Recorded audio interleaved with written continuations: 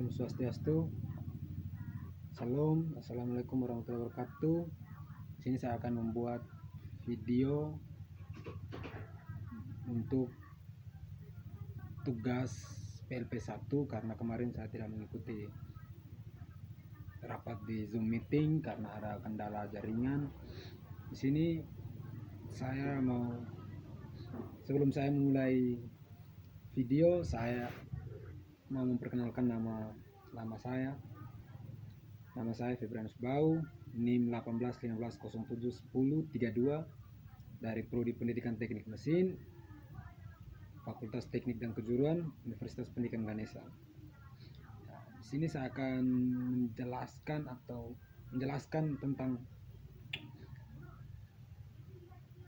ini program PLP 1 atau pengenalan lapangan persekolahan di masa pandemi COVID-19.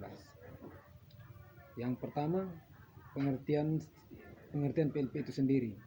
Pengertian PLP itu sendiri adalah program pengenalan lapangan persekolahan yang merupakan tahapan pertama dalam pengenalan lapangan persekolahan yang wajib dilaksanakan oleh mahasiswa Universitas Pendidikan Ganesha, dilaksanakan pada semester keempat dengan kredit S1 dengan kredit 1 SKS.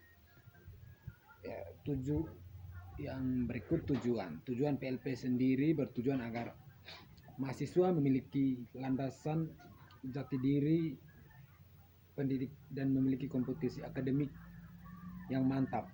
Tujuan PLP ada beberapa. Yang pertama, pengamatan langsung kultur sekolah, pengamatan struktur organisasi dan tata di sekolah. Yang berikut, pengamatan peraturan dan tata tertib sekolah, pengamatan kegiatan-kegiatan semi formal di sekolah, misalnya upacara bendera, rapat, briefing dan lain-lain. Yang berikut lagi, tujuan lainnya itu pengamatan kegiatan-kegiatan rutin berupa kurikuler dan ekstrakurikuler. Yang tujuan berikut, pengamatan praktek-praktek pembiasaan dan kebiasaan positif di sekolah. Nah, itu tujuan terakhir. Yang berikut, ruang lingkup. Inti dari kegiatan PLP 1 adalah aktivitas observasi, penghayatan langsung terhadap kegiatan dengan kultur sekolah, manajemen sekolah, dan dinamika sekolah sebagai lembaga pengembang pendidikan dan pembelajaran. Yang keempat itu capaian pembelajaran. Capaian pembelajaran ada beberapa tujuan pencapaian pembelajaran di PLP 1 ini. Yang pertama, mendeskripsikan karakteristik umum peserta didik yang kelak akan menjadi tanggung jawab dalam praktis kependidikan. Yang kedua, mendeskripsikan struktur organisasi dan tata kerja sekolah. Yang ketiga, mendeskripsikan peraturan atau tertib sekolah. Yang keempat, mengidentifikasi kegiatan-kegiatan semi formal di sekolah. Yang berikut lagi, mengidentifikasi kegiatan-kegiatan rutin berupa kurikuler dan ekstrakurikuler. Dan yang terakhir, mendeskripsikan praktek-praktek pembiasaan dan kebiasaan positif di sekolah. Tujuan PLP yang berikut, sistem pelaksanaan dan karakteristik PLP 1 di masa pandemi COVID-19. PLP 1 di masa pandemi COVID-19 dilaksanakan dengan sistem blok dan tetap, berpegangan pada upaya pemutusan mata rantai COVID-19. Ada beberapa tujuh karakteristik di masa pandemi COVID-19.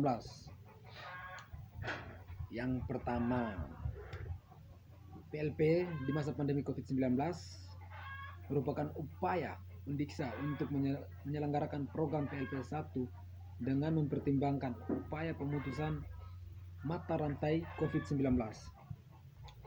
Dalam PLP 1, yang kedua dalam PLP 1 di masa pandemi COVID-19, mahasiswa dapat memilih sekolah praktek secara mandiri dengan mempertimbangkan kualitas sekolah minimal terakreditas B dan jarak sekolah dengan domisili saat ini.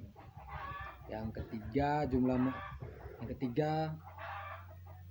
jumlah mahasiswa dalam satu sekolah dibatasi, yaitu maksimal 2 orang untuk 2 orang untuk prodi yang sama di satu sekolah, dengan jumlah maksimal dalam satu sekolah sesuai dengan keberitamaan sekolah, dengan tetap mengedepankan upaya pemutusan mata rantai penyebaran COVID-19.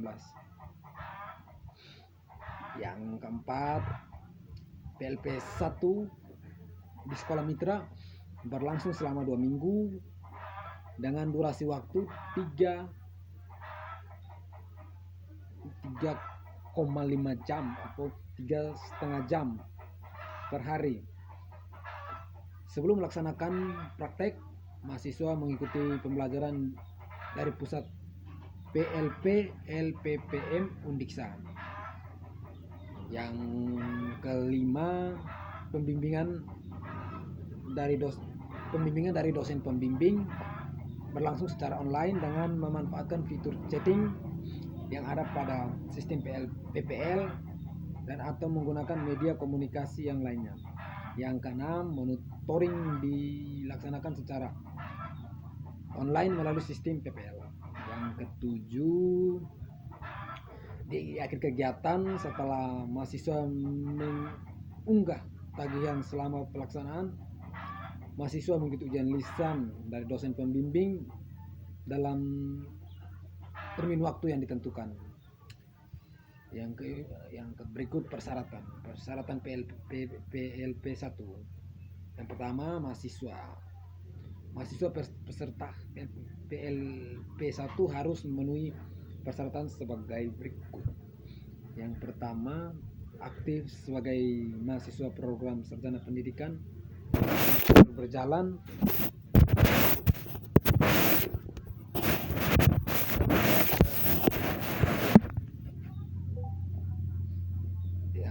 sebagai mahasiswa program sarjana pendidikan pada semester berjalan.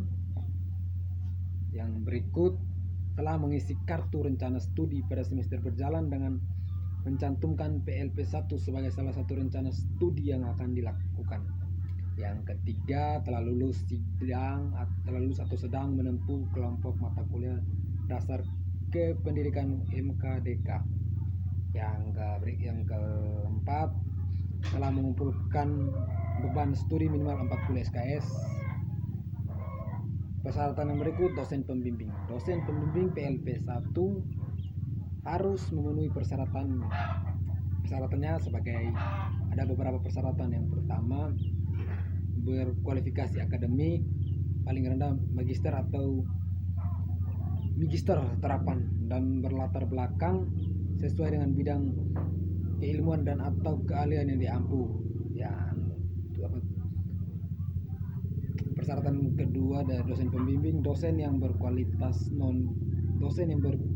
berkualifikasi non kependidikan harus memiliki sertifikat pelatihan pembelajaran praktik dan atau AA. Yang ketiga, memiliki jabatan paling rendah asisten ahli. Dan yang terakhir, diusulkan oleh program studi yang terkait. Yang persyaratan berikut, sekolah mitra untuk PLP 1 harus memenuhi persyaratan sebagai berikut. Yang pertama, peringkat akreditas sekolah mitra paling rendah B atau baik. Yang kedua, memiliki guru yang memenuhi persyaratan sebagai guru pamong. Yang berikut, sistem pembimbingan. Sistem pembimbing mahasiswa peserta PLP 1 dibimbing oleh dosen pembimbing PLP 1 Yang kedua, satu dosen pembimbing PLP 1 paling banyak membimbing 8 orang mahasiswa PLP 1. Yang ketiga, dosen pembimbing PLP 1 melakukan pembimbingan secara intensif, baik secara tatap muka virtual maupun melalui komunikasi lainnya. Yang keempat, proses pembimbingan ditentukan pada identifikasi permasalahan, hambatan yang dihadapi mahasiswa beserta saran untuk solusi. Yang ke-8, penilaian. Penilaian dilakukan oleh dosen pembimbing PLP 1 dengan forum penilaian yang sudah disediakan. Aspek yang dinilai dari bobot penilaian ada 3 aspek. Yang aspek pertama, kehadiran di kampus dan di sekolah dengan bobotnya 10%. Laporan pelaksanaan PLP 1.